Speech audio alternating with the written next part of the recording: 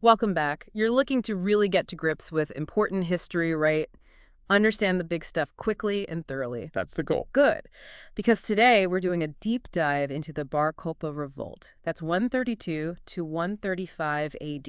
Yeah, the third big Jewish revolt against Rome. Exactly. And it might sound like a bit of a footnote in Roman history sometimes, but honestly, the impact was huge. Oh, absolutely massive. It fundamentally changed things for Jewish life, culture, even the map of the region. Right. And we're basing this dive on the article Bar Kokhba Revolt, Rome's Jewish Nightmare. A very evocative title. It is, isn't it? So our mission today is to pull out the key insights. What kicked it off? What were the major moments? And maybe most importantly, what were the long-term effects? Why should you care about this revolt nearly 2,000 years later? There's a lot to unpack there. Definitely. So let's start at the beginning. What were the seeds of this rebellion? What was going on? Well, the article points to a few key things building up. First, just basic economic hardship. Jewish farmers were really struggling under Emperor Hadrian. Okay, so economic pressure, that's often a factor. Always is, yeah. But then you add specific Roman policies that felt like, well, they were attacks on Jewish identity. Like what specifically? The big one mentioned is the ban on circumcision. Wow. Okay, that's hitting right at a core religious practice, isn't it? Exactly. It's not just a law. It's seen as a direct assault on their covenant, their identity. And wasn't there something about Jerusalem itself that really poured gasoline on the fire? Oh, yeah. That was huge. In 131 AD, Hadrian decides he's going to rebuild Jerusalem as a Roman colony. The Roman colony Right. over Jerusalem. Called Aelia Capitolina. And the kicker, he planned to build a temple to Jupiter Capitolinus right on the Temple Mount, the site of the destroyed Jewish temple. You're kidding, on the Temple Mount. Yeah. I mean, you can just imagine the level of outrage. It wasn't just symbolic. It was seen as utter desecration, a deliberate thumb in the eye. So you've got economic pain, religious suppression, and then this incredibly provocative act aimed at their holiest site. It's sort of a perfect storm for rebellion, really. Right. It cemented the idea for many that Roman rule was fundamentally incompatible with Jewish existence. Okay, so the why becomes pretty clear. Yeah. But the article stresses this wasn't just like a spontaneous riot. It was organized. That's a really crucial point. This wasn't just anger boiling over. It seems to have been planned quite meticulously. Oh, so what did they do? Well, they made serious preparations. They dug extensive tunnel networks, hideouts in caves, fortified towns, and remarkably, they stockpiled weapons. Some sources suggest they even deliberately made salty weapons for the Romans earlier, which they could then repair for their own use. Really? That's some serious forethought. It suggests a long-term strategy, not just a reaction. And who is leading this planned resistance? Simon Bar Kokhba comes up immediately. Yes, Simon Bar Kokhba emerges as the central figure. The military leader, definitely, but also symbolic. Symbolic. Well, he inspired incredible hope. So much so that Rabbi Akiva, who was arguably the leading religious figure of the time, declared him the Messiah. The Messiah, wow. Yeah, the son of a star, which is what Bar Kokhba means. The belief was that he was the divinely chosen leader who would, restore Israel's sovereignty. That adds a whole other dimension. It's not just political, it's deeply religious, messianic. Absolutely. That claim, backed by someone like Akiva, would have been incredibly powerful for mobilizing support. It turns it into a sacred cause. And Akiva's role wasn't just endorsing him, was it? No, he was instrumental in providing that religious legitimacy, really rallying the people behind Bar Kokhba.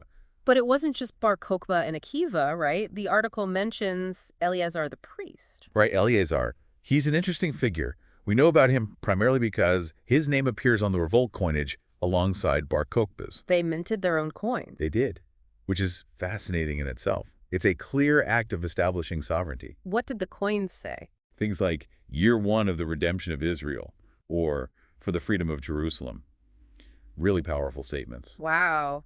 So Eleazar appearing on these suggests he held significant status. It seems likely, yeah. Perhaps a key spiritual authority, maybe complementing Bar Kokhba's military leadership. It shows a sort of rebel government structure. An independent state in the making, with its own leaders, its own currency. Incredible. And initially they had success. Yes, the early phase was surprisingly successful for the rebels. They used guerrilla tactics very effectively. ambushes, raids on Roman garrisons, disrupting supply lines. They knew the terrain. And the Romans. The Roman governor, Tinius Drusus, seems to have completely underestimated them at first. He likely thought it was just, localized unrest, minor disturbances. A fatal underestimation, it sounds like. It bought the rebels crucial time to consolidate gains and really establish that proto-state we mentioned. And the psychological impact of those wins, those coins, must have been immense. Huge. For people who'd been under Roman occupation, seeing Roman forces defeated, seeing coins proclaiming freedom, it would have been a massive boost to morale, a real sense that maybe, just maybe, they could actually win this. But Rome wasn't exactly known for letting provinces just walk away. No, definitely not. Once Hadrian realized the scale of what was happening, that this wasn't just some minor trouble, but a full-blown war, the response was, well, typically Roman. Meaning overwhelming force. Exactly. Hadrian mobilized a huge military force, pulled legions from all over the empire, Syria, Egypt, even from Britain, eventually. Which legions are we talking about? The article names some. Yeah, it mentions Legio III Gallica, Legio II Trianafortis, Legio III Cyrenaica initially, and then reinforcements like the 10th Legion Ex Gemina and the 12th called Fulminata. Heavy hitters. And they brought in a top general, too. Yes, Sextus Julius Severus. He was recalled from Britain, where he'd been governor.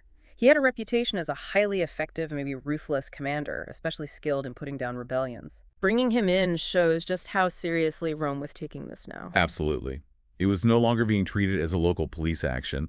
This was a major war. And Severus changed the Roman strategy, didn't he? He didn't just march in looking for a big battle. That's right. He recognized that the rebels' guerrilla tactics were working well in the Judean terrain. Open field battles were maybe what the rebels couldn't sustain. So Severus shifted tactics. To what?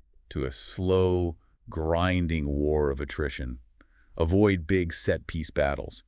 Instead, systematically isolate rebel groups, destroy villages, burn crops, cut off supply lines, siege warfare against their fortified towns and cave hideouts. Brutal and effective. Devastatingly effective. It was relentless. Slowly strangling the rebellion, wearing them down, destroying their support base.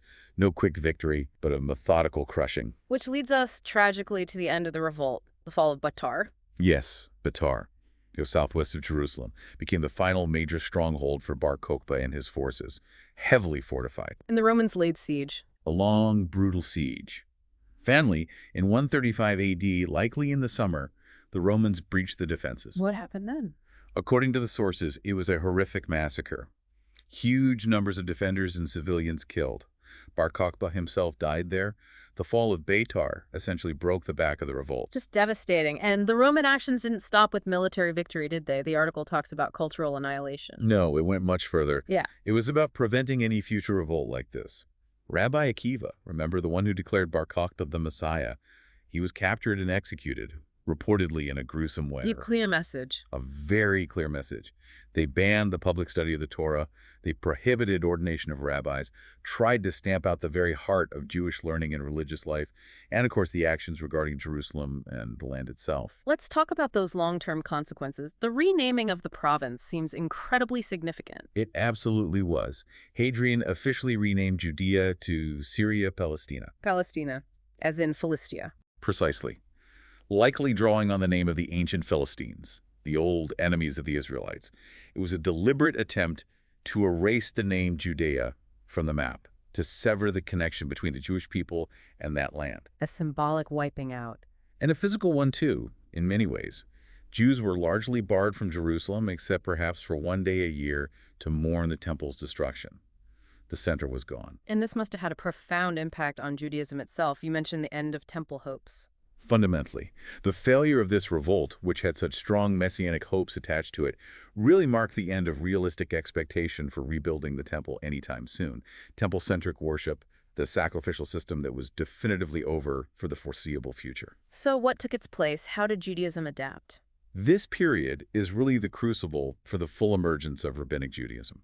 With the temple gone, the land largely lost to them, the focus shifted definitively. To what? To the interpretation of Torah, to prayer, to ethical conduct, to community life centered around synagogues and houses of study, wherever Jews found themselves.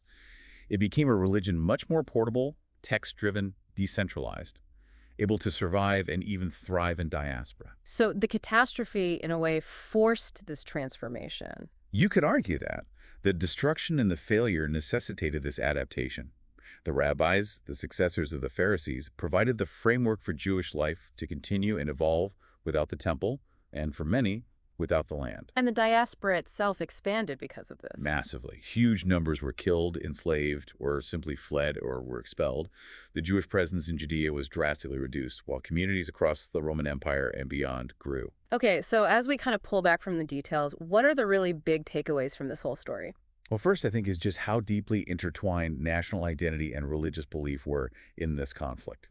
It wasn't just about land or taxes. It was about preserving a covenant, a way of life, fulfilling what they saw as divine destiny. That religious dimension is key. Absolutely. Second, Rome's response.